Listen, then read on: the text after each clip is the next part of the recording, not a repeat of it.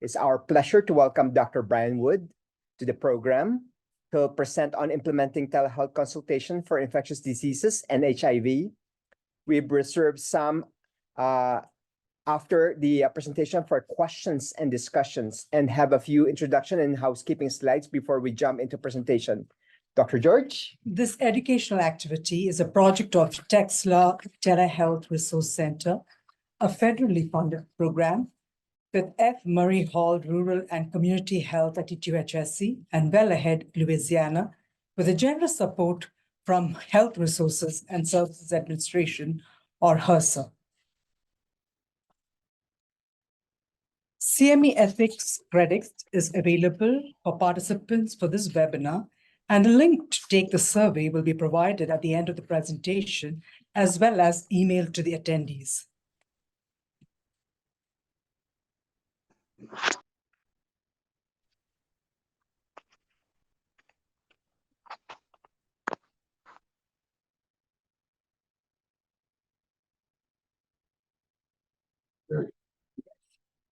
There are some helpful tips for our webinar and for ensuring you receive CME credits if so desired.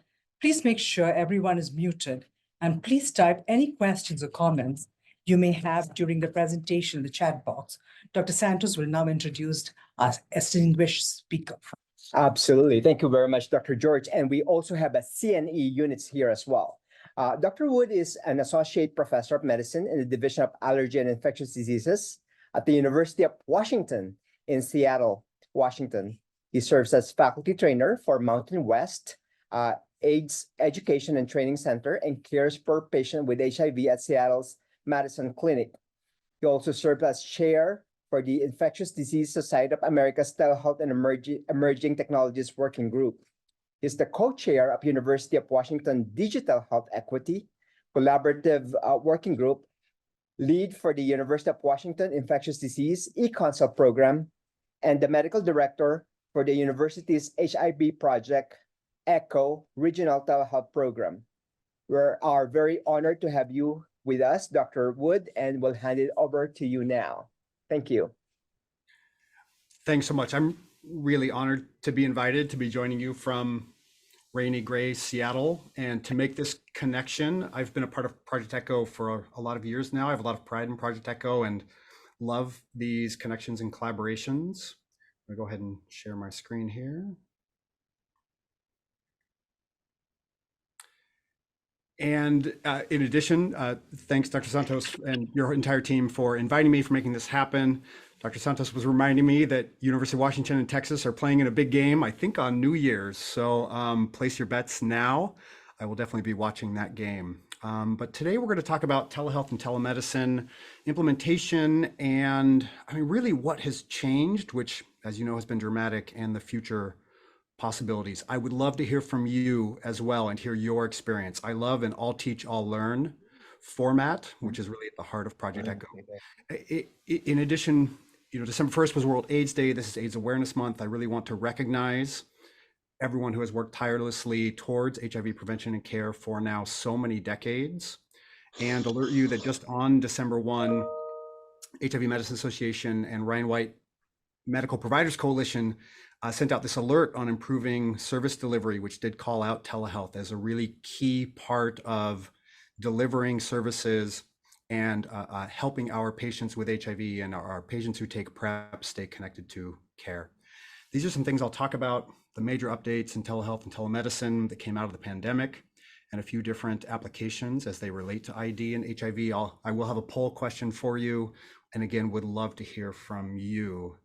In my current view, I'm actually not seeing the chat box, but usually do love hearing everybody weigh in on the chat box. So and we'll check the chat box for you, sir, as well. I'll ask you to help me keep an eye on it. Love that. Thank you so much.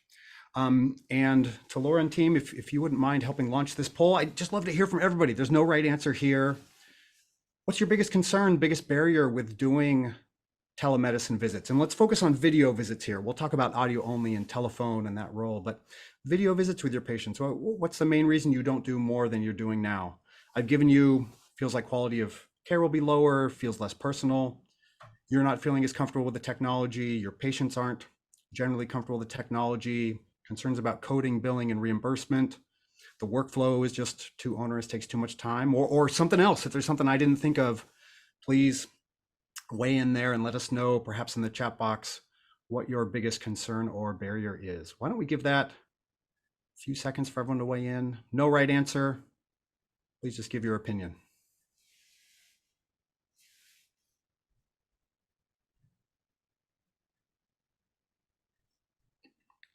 And to Laura and team, I'll defer to you to close that and display for everyone.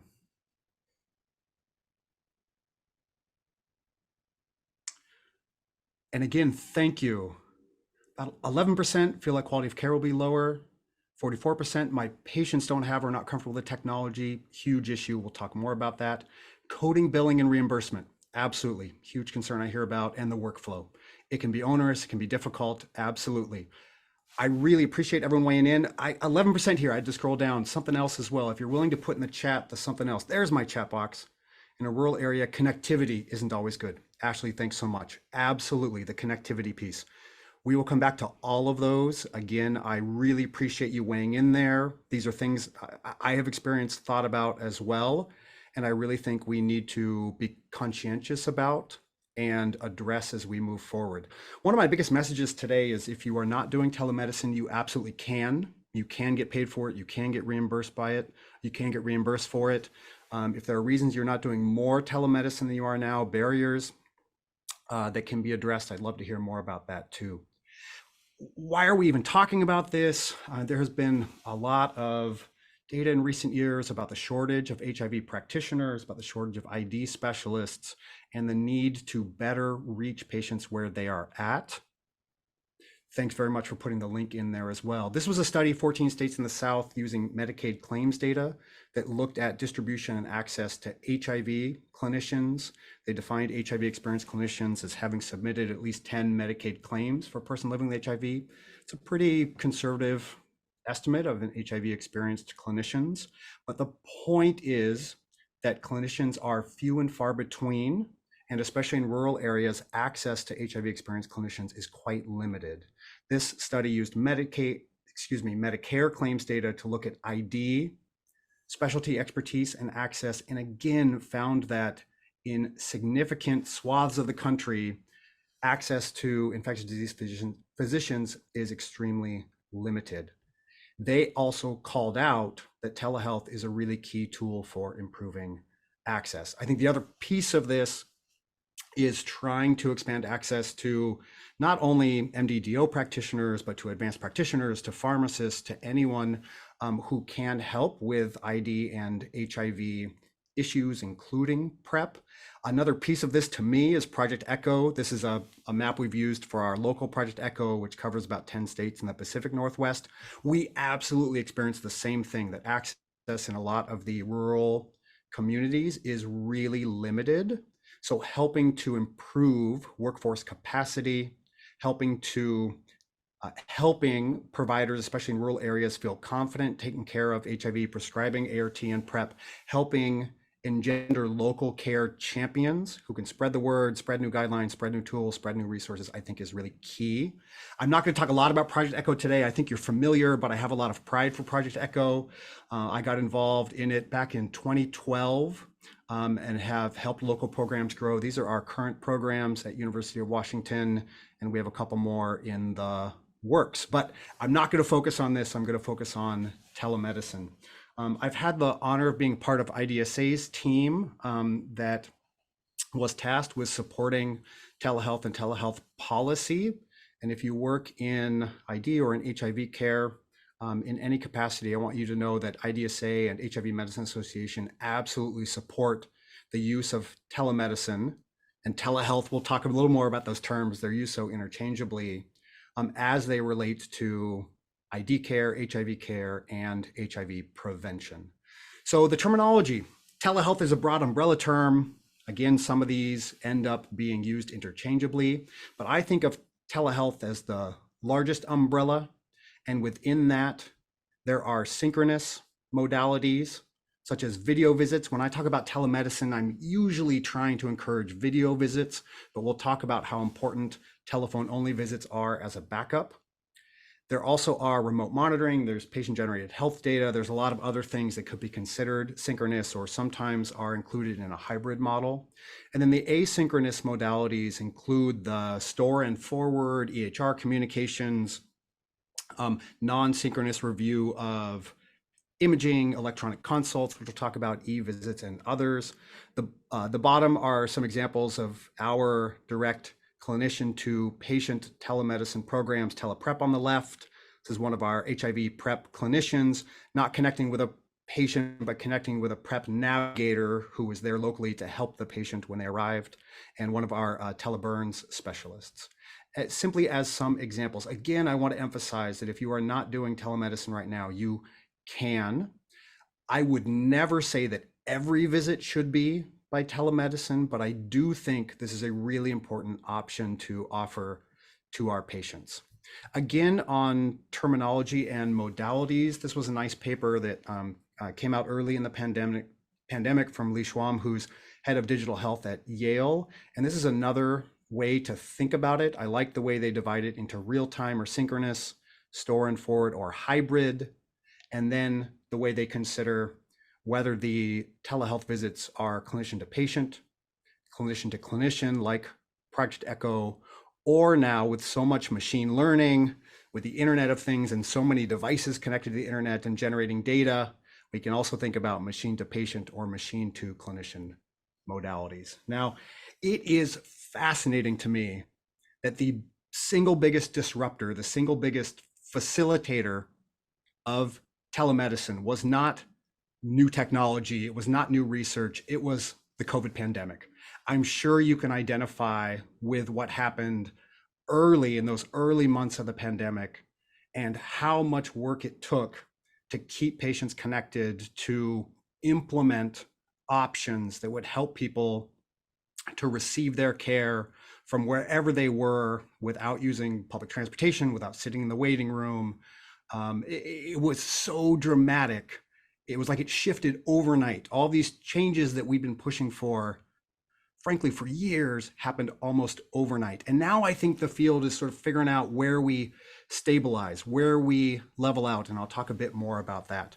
But this nice table and graph from the CDC delineates what happened when COVID started, when the first cases were announced, when it started to spread, when the first states had their stay-at-home measures, and then the really major legislation that was implemented to create waivers that allowed us all to start doing video and audio only visits in order to maintain access for our patients.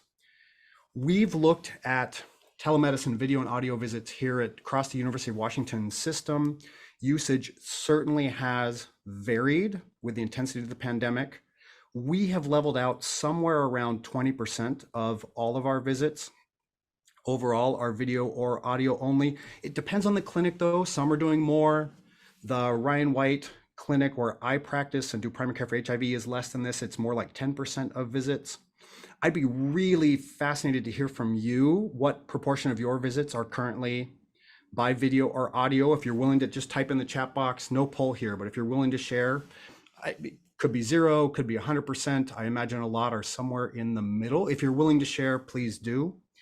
Again, there's no right answer. Would love to learn from you about what you're doing and what your practice looks like. A little more on terminology and policy.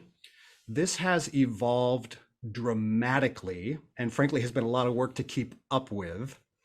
If you're not familiar with these terms, they're important. Originating site is where the patient is located. Distant site is where the provider is located. And what changed early in the pandemic was waivers such that we could see individuals at home. Home could be an originating site. Previously, there were huge restrictions on where the patient could be located, on geography, on all sorts of things, and almost overnight, those were waived. Now, what has changed recently with recent legislation is what's coming in 2024 and beyond. So you may know the public health emergency ended May 11th. Some of the waivers that were in place have ended, but a lot have extended through 2024, and then there are question marks about what may happen after 2024. The most important things that I think that have been extended through 2024 is all patients can continue to get telehealth wherever they are located, including home. All providers eligible to bill Medicare can bill for telehealth. So again, this includes advanced practitioners and a lot of providers. Audio-only visits continue to be covered, and there are several other waivers that have been extended. The principal waivers that have ended, the HIPAA waiver has ended. So if you're doing telemedicine, make sure you're using a HIPAA compliant platform. We all should be these days. There were a lot of waivers around interstate licensure, which were useful. Most of those have ended. And of course, this is all from CMS and focuses on Medicare policies. A lot of state Medicaid and private payer policies mirror this, a lot reflect this, but not all.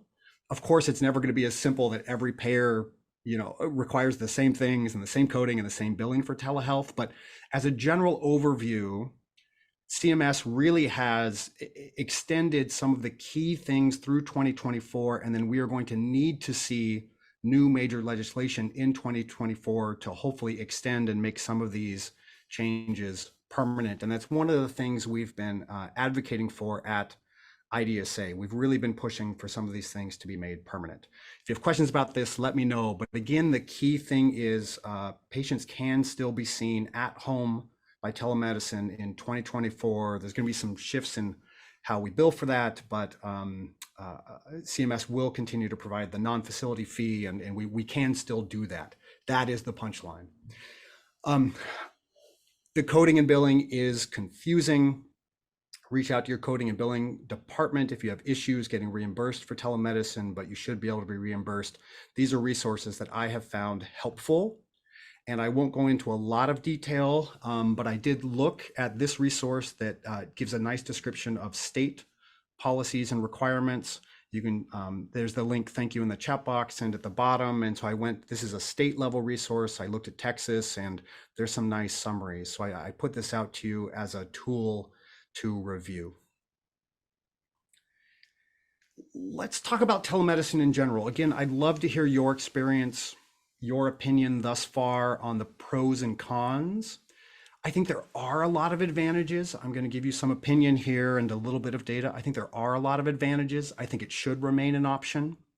Again, I would never argue that every visit should be by video, but I have seen in my experience in my clinic, treating HIV, prescribing PrEP, I have seen it be a really key tool to help certain people stay engaged. And I do believe we should continue to offer it with an eye to accessibility, to equity, and other things that we will come back to later in this discussion.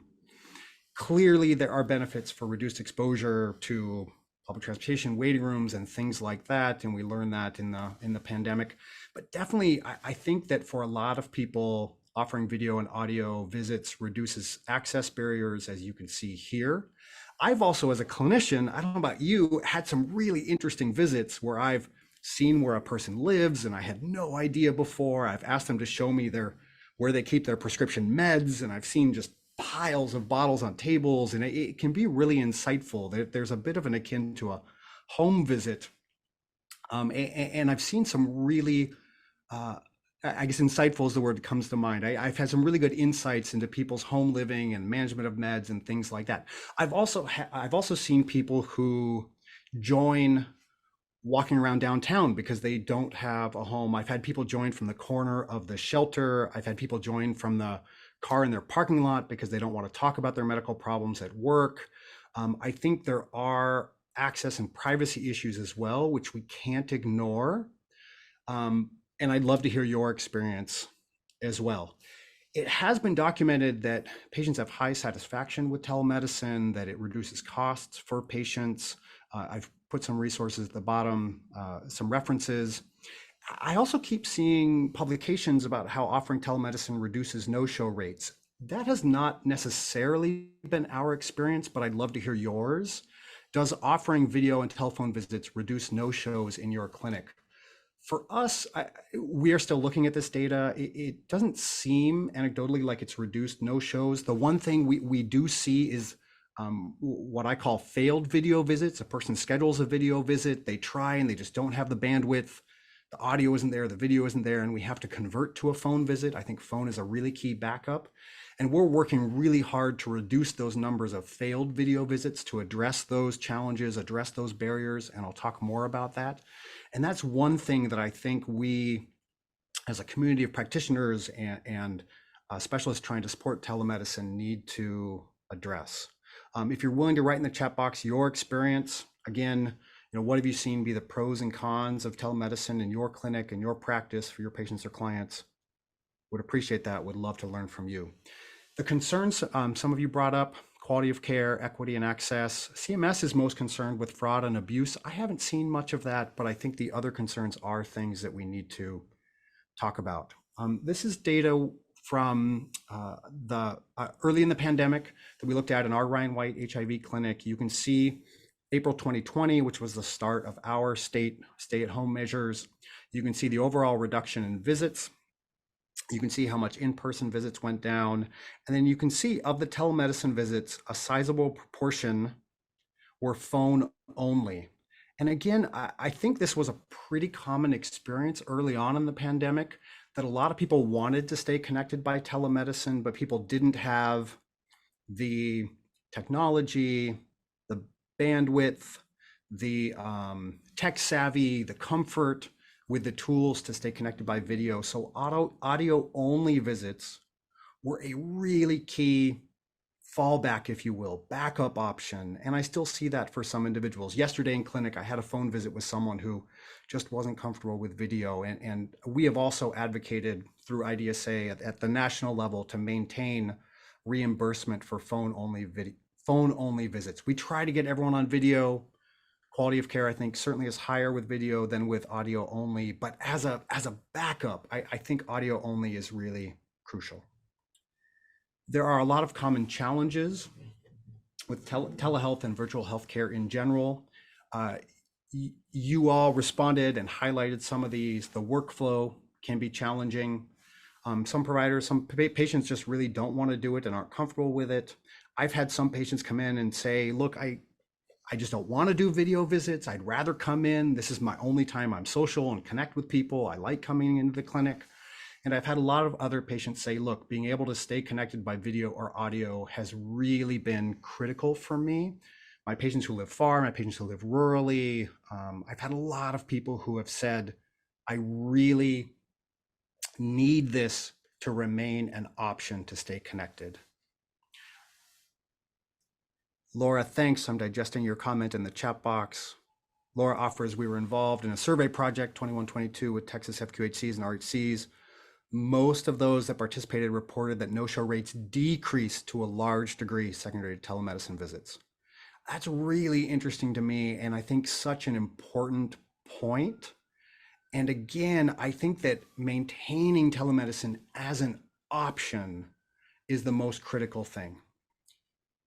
There certainly are challenges with connectivity, with EHR access. A lot of the individuals who've been able to stay connected by telemedicine are the folks who either had more baseline tech savviness, were already on my chart, were already doing a lot of things online, or who have had help with friends and family getting connected. But I think this is also a big question: is how do we help everyone to have the capacity to join visits by video so that they have the option? And we'll come back to that. But Laura, I appreciate you offering that. The documentation, the coding, billing, and reimbursement piece can just be confusing, and it evolves regularly. I've put a couple of links at the bottom there that have workflow tips to help make the process of offering telemedicine more efficient. This was a survey done at U Michigan of adults age 50 to 80 about their concerns about telehealth. And I think a lot of these we've mentioned and you can identify with. Things like not being able to conduct a physical exam, concerns about quality of care, not feeling as personally connected, and then technical difficulties. And so again, I think telehealth is here to stay. I do also think we need to acknowledge these concerns, acknowledge these limitations, and work together to reduce them and address them as much as we can. a little bit about telemedicine best practices. Some of the things we encourage are obtaining and documenting consent, documenting provider and patient location, asking who else is present. I learned this lesson the hard way early on. One of my first video visits, I was chatting with a patient who was coming in for routine HIV care. We were talking about medical issues, and all of a sudden his partner leaned in from outside the video, and I had no idea the partner was even in the room. So I've learned just to ask, who else is present? Who else do you want involved in this meeting? Who else will be participating in our video visits? Testing the video and audio beforehand, coming up with a workflow to help patients test their video and audio beforehand is really key. We also learned this lesson early in the pandemic that a lot of people aren't comfortable with our MyChart, and if we only provide the link to video visits by MyChart, it's going to be much more limited. So we now try to provide the link by multiple means. Creating a workflow for interpreter services, I think, is really critical. Helping address if people are hearing impaired, sight impaired, things of that nature, trying to do our best to help them be able to engage as well, I think is really critical. We engage help from staff, patient navigators, case managers, family, friends, others. We've also seen some really great collaborations. For example, a lot of my patients may not be comfortable doing telemedicine from their house, but they'll go to their case manager's office and they're really comfortable and trust their case manager, and they'll sit in their case manager's office and do their video visit from there. Perhaps not with me because I'm not located that far, but with their specialist who I've referred them to, or with their mental health provider. We also worked with our local libraries to set up video visit stations at all of the libraries. I've put here a link and a image from a library collaboration that has telemedicine stations from North Texas, actually. And there have been some really interesting collaborations like this. So giving people options to help improve access, I also think, is key. We developed this checklist. There's lots of other checklists like it. And I think that standardizing this, asking every patient their capacity for video visits, their barriers, what they need to be successful, is really key. Again, there are other checklists like this you can look at. And the challenge becomes who on your staff is going to go through this with the patient. And I think that's different for every clinic. Some clinics are able to engage telehealth navigators. I think more often people in other roles have taken this on, whether it's a nurse, an MA, an outreach coordinator, a clinical care navigator, or anyone who has the capacity to do it. Some other local reforms. We saw very significant payment reforms at state level. We're lucky here in Washington State to have payment parity for telemedicine at the state level.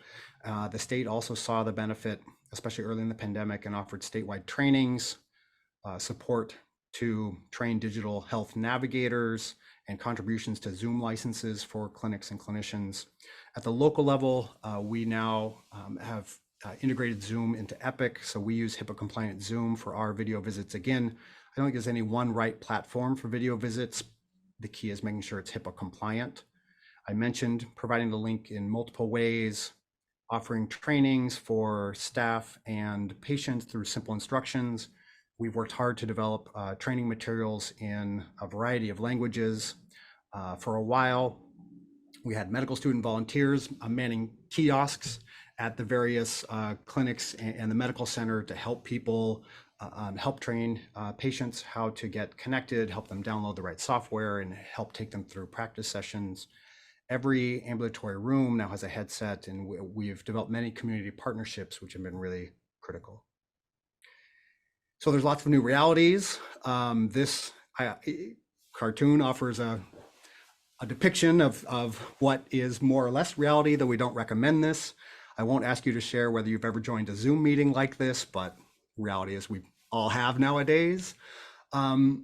We don't recommend doing it like this, and we hear a lot of talk now about telepresence, or I hear our students and trainees talking about webside manner instead of bedside manner. I think, again, it takes a bit of testing the technology, a bit of practice. The keys, I think, are making sure you're set up a place where you can make eye contact, where you can interact, where a person can see your body language as best as possible, and having a backup plan if your technology doesn't work or if the patient's technology doesn't work. A big concern, coming back to the poll, is about quality of care, not being able to do a physical exam. There are actually a lot of things you can do in a video visit. And I think, again, this takes some learning and practice, and I've kind of learned by trial and error. There are a lot more things you can do than at least I initially realized. Certainly there are limitations. I have a lot of people who, let's say for their routine HIV care, their routine PrEP care, I might see once a year, every 2 years in person, do a full exam. And then in between that, I feel very comfortable doing their visits by telemedicine and coordinating labs. And I think that is totally reasonable. For routine follow-up HIV care, for PrEP especially, a lot of my patients who receive PrEP are relatively young, relatively healthy, and I do not think that I need to see them in clinic for a full exam every single visit. I like to do that periodically, but in between telemedicine visits, I think are very reasonable. There are a lot of teams now doing inpatient consults by telemedicine, which takes special equipment, as you can see here. We are not actually doing that currently. So that's something I do not have a lot of personal experience with. If you are offering inpatient consults by telemedicine, I'd be curious to hear your experience. This is a nice publication that talks about parts of the physical exam you can do in a video visit. If you are able to provide the patient with a script for a blood pressure cuff, or try to help them get some equipment to check their vitals beforehand or during the visit, that can be very useful. A lot of people now have wearable devices and things that might do that for you, that can check their pulse and blood pressure and oxygen level. And there are a lot of things that you can do on a video visit. Certainly not everything, but again, I think this is a key option to offer for those routine visits where it helps the person stay connected and where you don't need an in-person exam. A couple best practices: conducting a telehealth exam from Department of Health and Human Services, and then a link to a couple of webinars we developed through IDSA about telehealth practices, which goes into a bit more detail about this. I'm going to talk about the evidence base for telehealth and ID and HIV briefly, and then mention a couple of things that I see coming in the future. And then I'd love to hear from you. I'd love to hear your questions and concerns about this, your experience, or any other reflections about telemedicine in this current day and age. We mentioned no-show rates. Again, Laura, I appreciate you offering the survey results. I've seen a number of publications that show reduced, either equivalent or reduced no-show rates using telemedicine versus in person. This was a publication from University of Rochester, which showed improved no-show rates with telemedicine compared to in person. So I think that is a potential. The team at University of Nebraska has written a couple of really nice papers about implementation of telemedicine visits to help people stay connected to care at their HIV clinic. And this publication was from Yale and 2 clinics. It was mixed methods, and I've given you some of the qualitative responses here because I think they are important to reflect upon. Some of the benefits of telemedicine: helping keep people engaged or re-engaging people in care, staying patient-centered and flexible. I think that is so key. We've learned a lot over the years about the importance of meeting people where they are at, offering walk-in visits if scheduled visits don't work, offering telemedicine if coming in person just doesn't work. I think this is the most key point here, staying patient-centered and flexible. There's potential to engage family members, multidisciplinary team members, and to help people enhance their technical proficiency through practice and support. Now, the barriers we've talked about, again, I fully acknowledge these, and I think we need to keep working together as a medical community to help address and limit these. For a moment on specific applications in ID and HIV care, I mentioned routine follow-up for chronic conditions like HIV, viral hepatitis. I think it is very reasonable for a lot of patients, and as clinicians, we need to consider, for which patients is it appropriate to do visits by distance. It won't be every patient, but for some patients, it's a key tool. I think, again, for HIV PrEP, it absolutely makes sense. And whether you are a physician, advanced practitioner, a pharmacist, supporting people with PrEP care, I think it is absolutely reasonable to offer telehealth visits. There have been some really nice demonstration projects and pilot projects with pharmacist delivered PrEP and with telehealth integrated. So I think it's absolutely worth considering. CDC supports doing TB directly observed therapy via telehealth, and actually just recently came out with an updated recommendation supporting that. For outpatient ID consults, again, I think it depends on the consult, but for a routine follow-up, I think it's reasonable to consider. OPAT, or outpatient parenteral antibiotic therapy, I think is a really ripe field for telemedicine, and there are several publications supporting that, and there was a systematic review supporting that.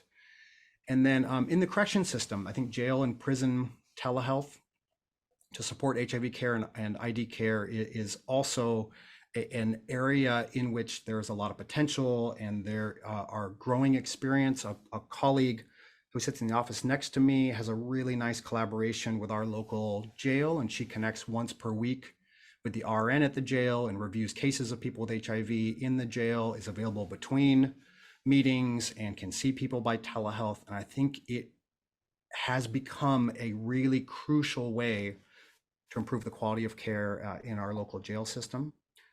Again, Dr. Wood, quick Please. question though, before I forgot my question, we have been actually providing telemedicine to our prison system. Actually, half of Texas being provided by being cared for by Texas Tech.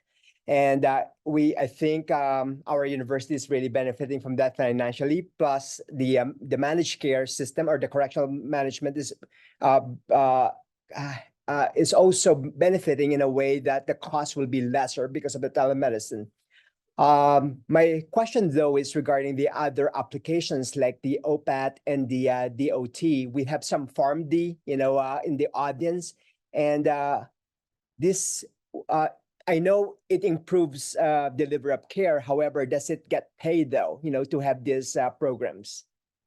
Dr. Santos, thanks for sharing that. And that's fantastic to hear about your collaboration with the correction system. And I absolutely can see the value there from a lot of different angles, for quality of care, for cost, for a lot of different means.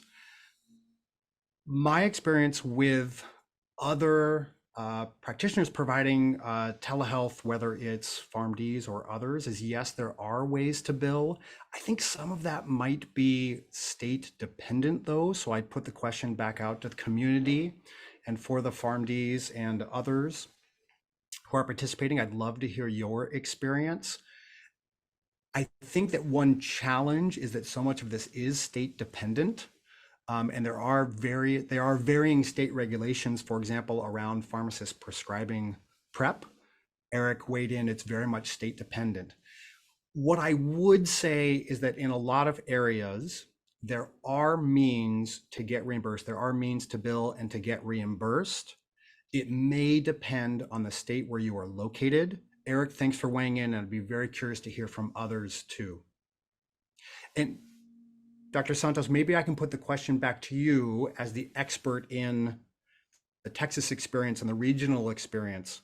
May I put the question back to you, your experience with reimbursement? Well, it also depends on the private insurance as well and the Medicare. We actually having some issues with the insurance because there's a lot of confusion and there's a lot of changes that's going on. So we have some challenges in that, and I'm actually hoping that eventually there will be only one way of doing things, because there are so many requirements depending who is your payer. So with multiple payer comes in multiple requests and multiple requirements. Yeah.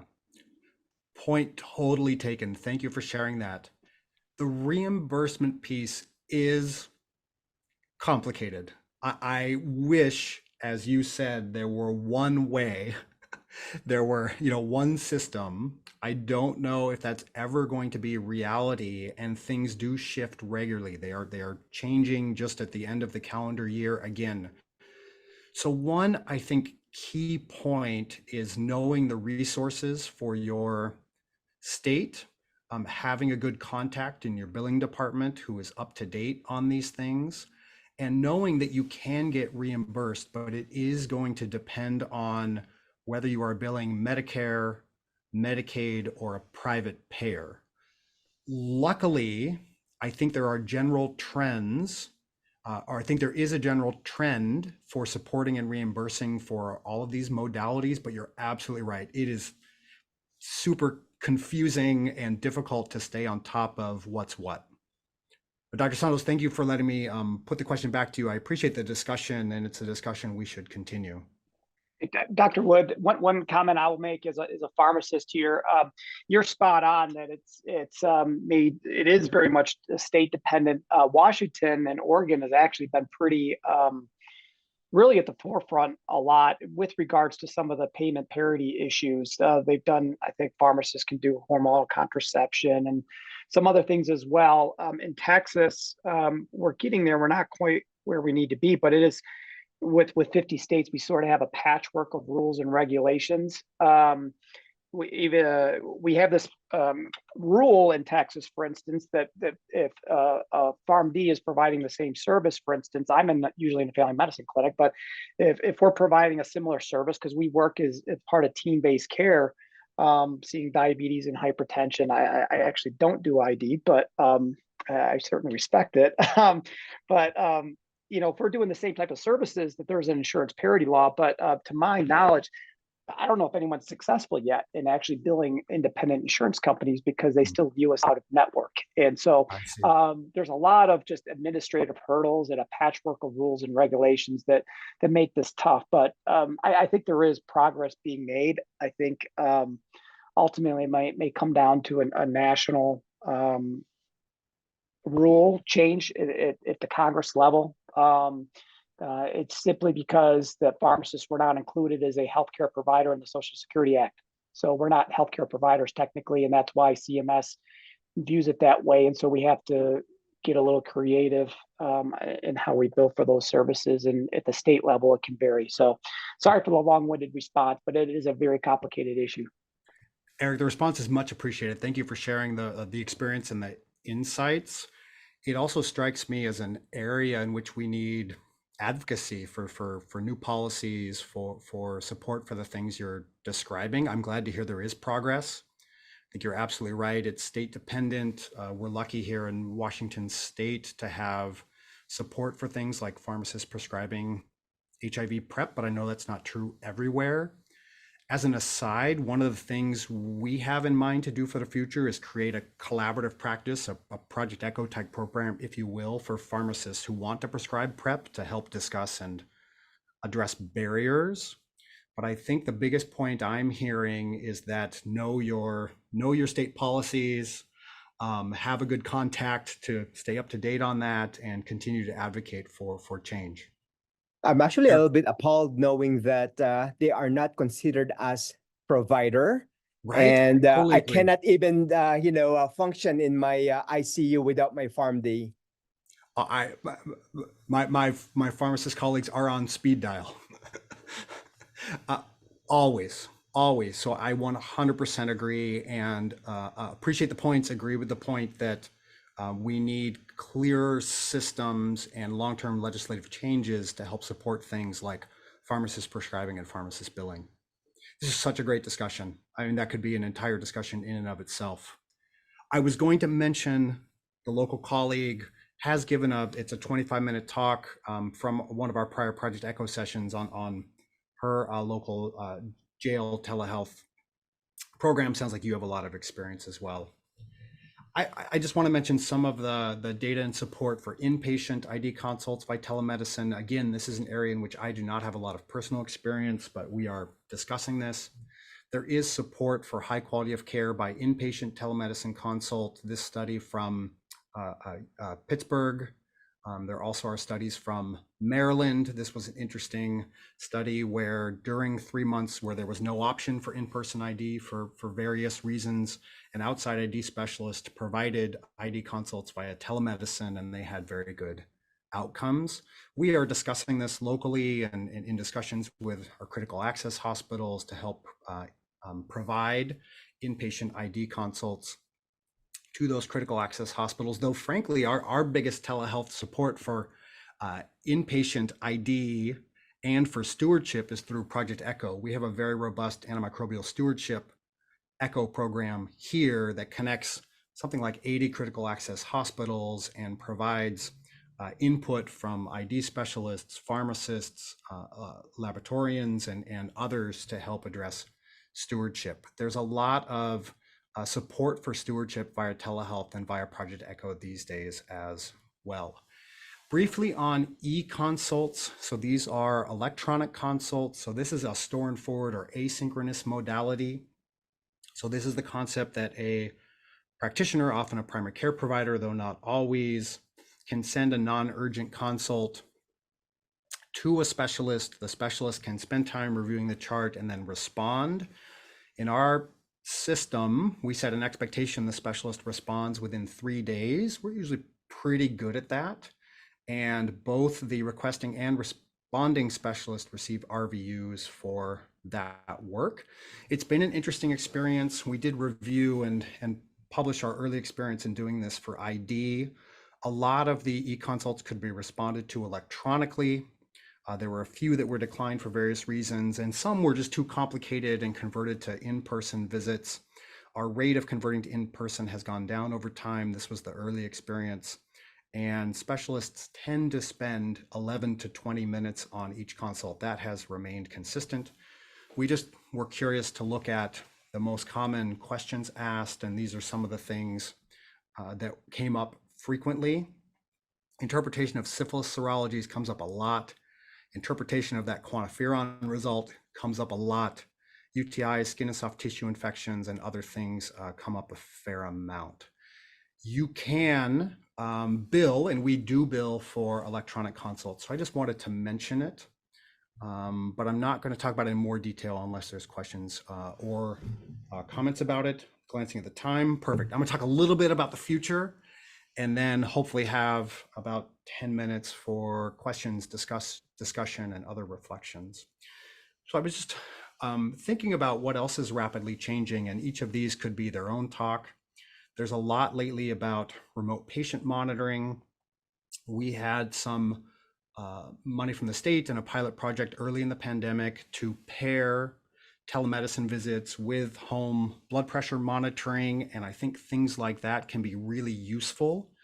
Thus far, a lot of it has been pilot projects or study grants or things like that, and so I think in the future, working that into routine practice is going to be important. There's a lot of patient-generated healthcare data. There are billions of devices now connected to the internet generating data. And I think the question is what we do with that and how we use that to our advantage and how we integrate that into our efforts to improve quality of care. Obviously, there's a lot in recent months about AI, large language models, using ChatGPT. There's a lot of discussions about how to integrate that into our healthcare system, how it can improve efficiency. I think it's a fascinating question about how we are going to do that. We're having ongoing discussions here about it and definitely don't have a clear answer. And there's a lot of efforts to integrate all the things we've talked about into simple and easier to use tools. I've shown you at the right what's been described as the exam room of the future. This is a collaboration between Microsoft, a local company here, not far outside Seattle, and a company called Nuance. And so you can imagine if you're in the room with a patient with this AI tool that not only responds to you and helps you search the medical record for what you're looking for, but also that tracks your conversation and generates your documentation and your billable note for you. You can, I'm sure, imagine the potential. Microsoft and Amazon have recently released AI tools for dictation and documentation. I think we are going to see evolution and innovation in this field, and I think we're going to need to learn how to integrate it. This is something I've been working on for the last few years. I'm a co-investigator on this project where we're trying to use machine learning to sense and interpret provider body language and things like eye contact, and to help get a better sense of how providers communicate with patients, and whether there are signs of implicit bias, and whether providers treat certain patients differently, and how we can give people feedback so that we raise awareness about our implicit biases. For example, if I am seeing patients in my day-to-day practice and I'm not making as much eye contact with one person, I want to know that, reflect on it, try to think about how I can improve on that with a goal of improving patient-centered communication and connection. So again, an application of these new tools. Coming back to ChatGPT and AI, you probably saw this thought-provoking study from San Diego where they took clinical questions. These weren't from the EHR, these were off the internet, so there's a limitation there, but they took clinical questions and had someone judge the provider's response versus ChatGPT response.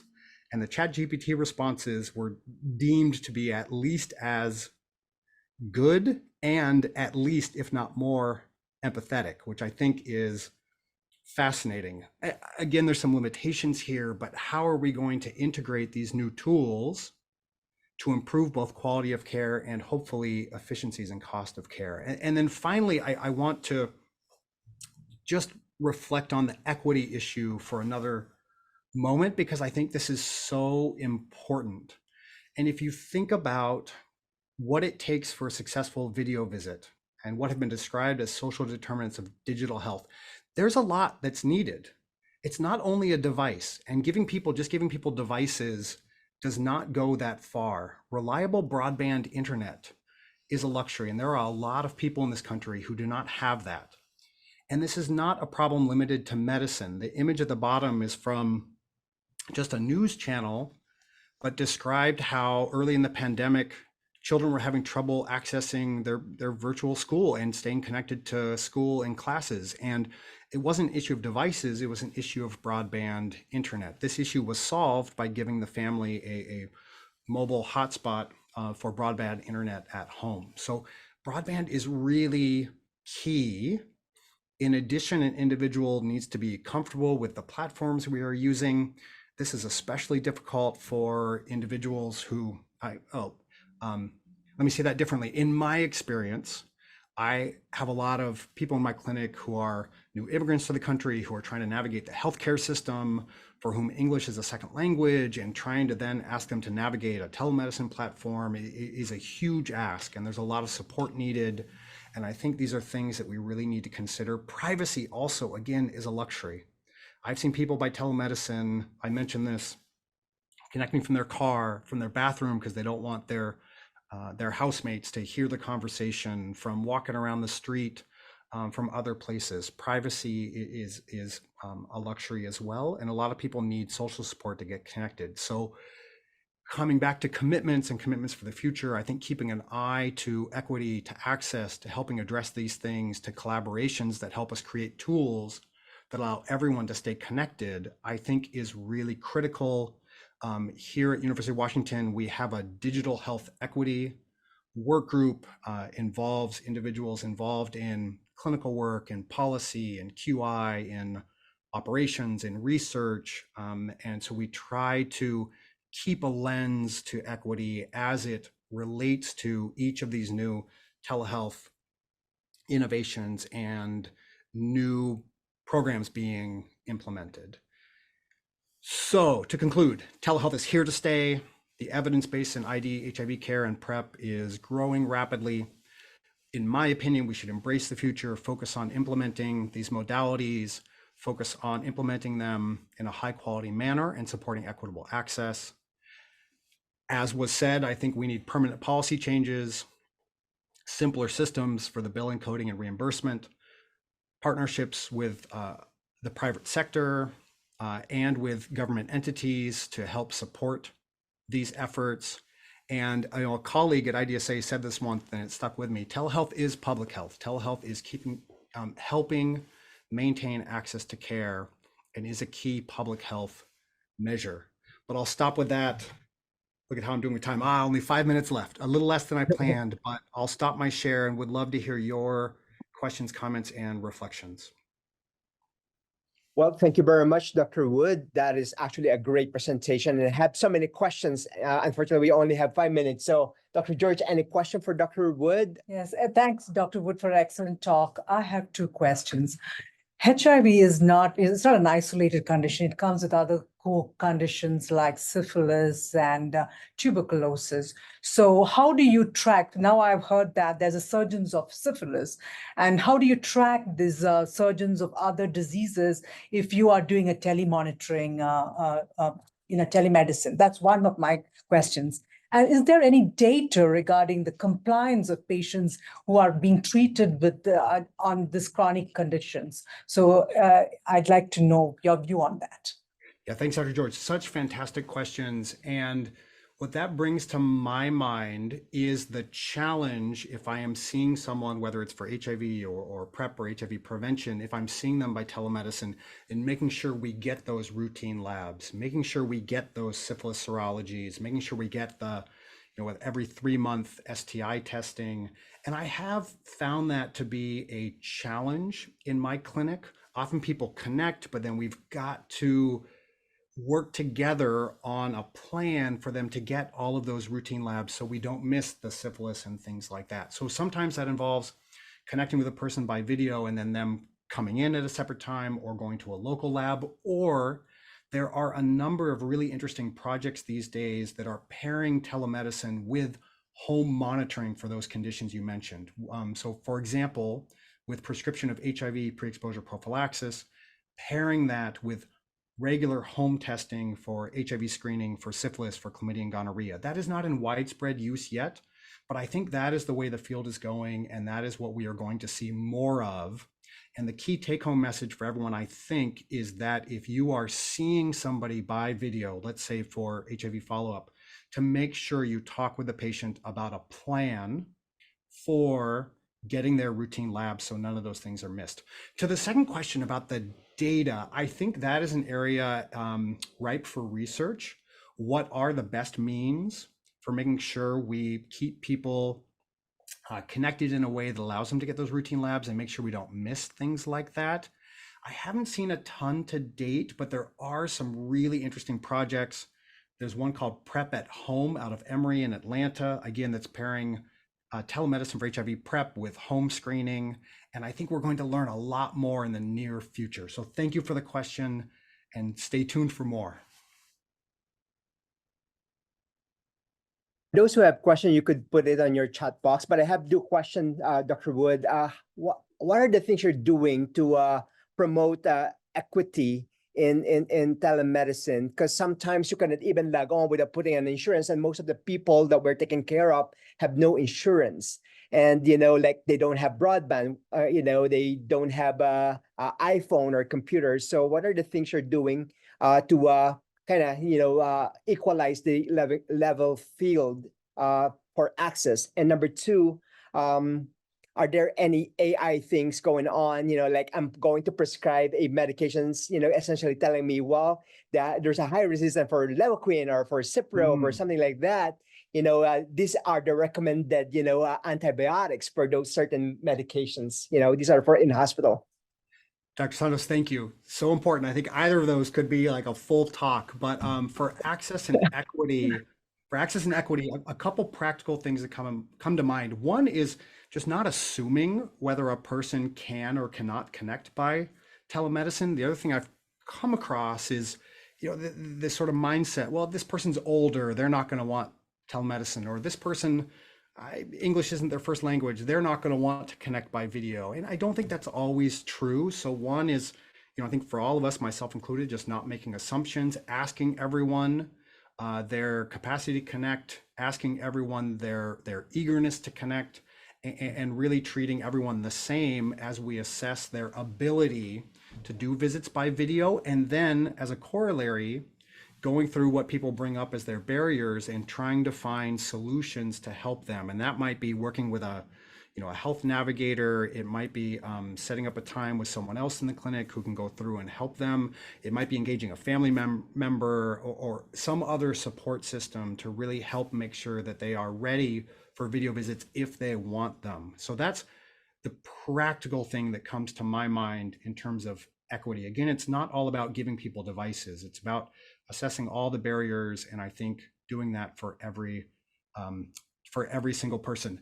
So AI for clinical decision support is not my field of expertise, but I think it's fascinating. And I have seen a number of papers come out, projects come out that are doing things exactly as you mentioned, integrating AI into our clinical decision support tools, whether it's for choosing medications, assessing drug resistance, laboratory monitoring, identifying individuals who are good candidates for things like HIV PrEP.